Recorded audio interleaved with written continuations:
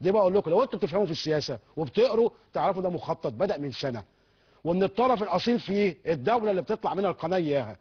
الدوله ديت استثماراتها عشان تخش هناك كان ليها شرط وحيد، ان الاستثمارات المصريه تخرج اولا من الجزائر عشان تخش استثمارات الدوله اياها، وبالتالي بدا المخطط من سنه.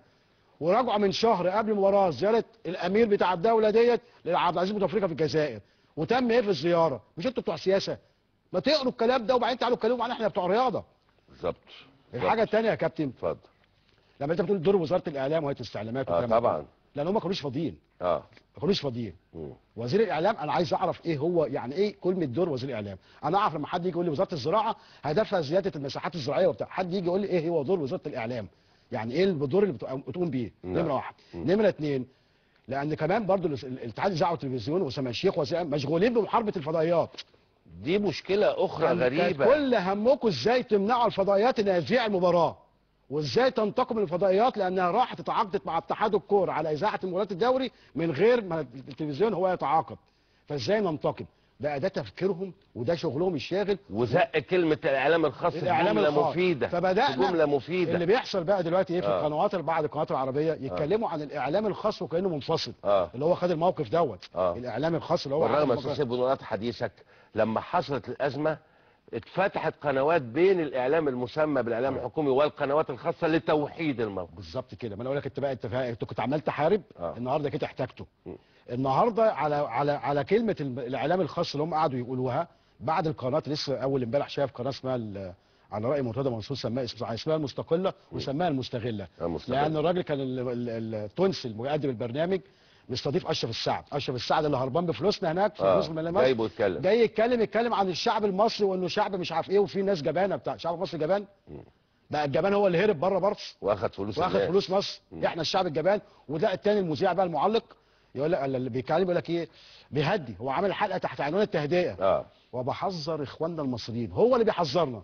ما تخسروش العرب. اذا كنتوا خسرتوا شعب ما تخسروش الباقي. لان اخواتكم في السعوديه والخليج وتونس زعلانين منكم. يا اخي تفلق انت يا اخي. احنا يعني خليك انت زعلان من نفسك. خليك في حالك. في قناتك اللي هي اسمها المستغله مش المستقله. راح تستضيف اشرف السعد. طب هات حد نسمعه عشان يقنعنا. يبقى قدوه. فالموضوع ليه ابعاد سياسيه انا متفق معاك يا استاذ. ما حدش اخواننا اللي يقول لك ايه اصل الاعلام الرياضي هو اللي عمل كده. خدوا جنبه. دي نغمه حضرتك تفضلت ولخصت المساله كلها بمنتهى الحقيقه البلاغه. والكابتن طه اسماعيل نفس الوضع. مع الاسف هو استغلال موقف لمحاوله الضغط على الاعلام الناجح. مش هسميه الاعلام الخاص يا كابتن طه، هسميه الاعلام الناجح.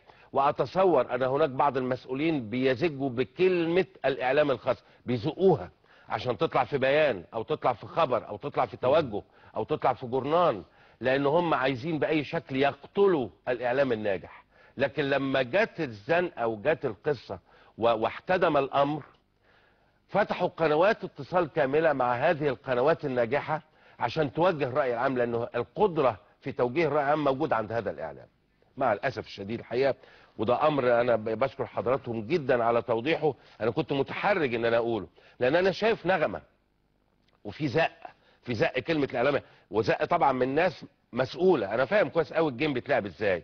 ناس مسؤوله تقوم زق كلمه الاعلام الخاص، تزقها في خبر في جورنال، تزقها في بيان من حد مسؤول، تزقها هنا عشان يعمل راي عام. لا يعني انا مش عايز اقول اسماء لانه ناس طلعت في الاعلام الحكومي كانت هتبوظ علاقاتنا مع السودان.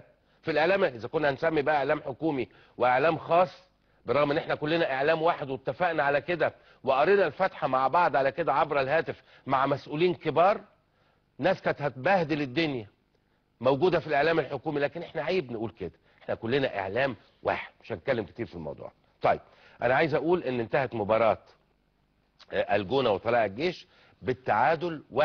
خلصت خلاص هذه المباراه. زي ما قلت لحضراتكم والكابتن طه في الاول قال الجدول. يبقى كده الجونه كانت موجوده في المركز التاسع برصيد 10 نقاط، ارتقت نقطه بقى عندها 11 نقطه. اما طلائع الجيش كان موجود في المركز الثالث برصيد 14 نقطه، اصبح رصيده 15 نقطه. كان في يوم السبت مباراتين مؤجلتين. مباراه اتذاعت على الهواء امبي وغزل المحله انتهت 2-2. في مباراه لم تذاع برضه افرج على حضراتكم لقطات منها، بترول اسيوط وحرس الحدود، وانتهت بفوز حرس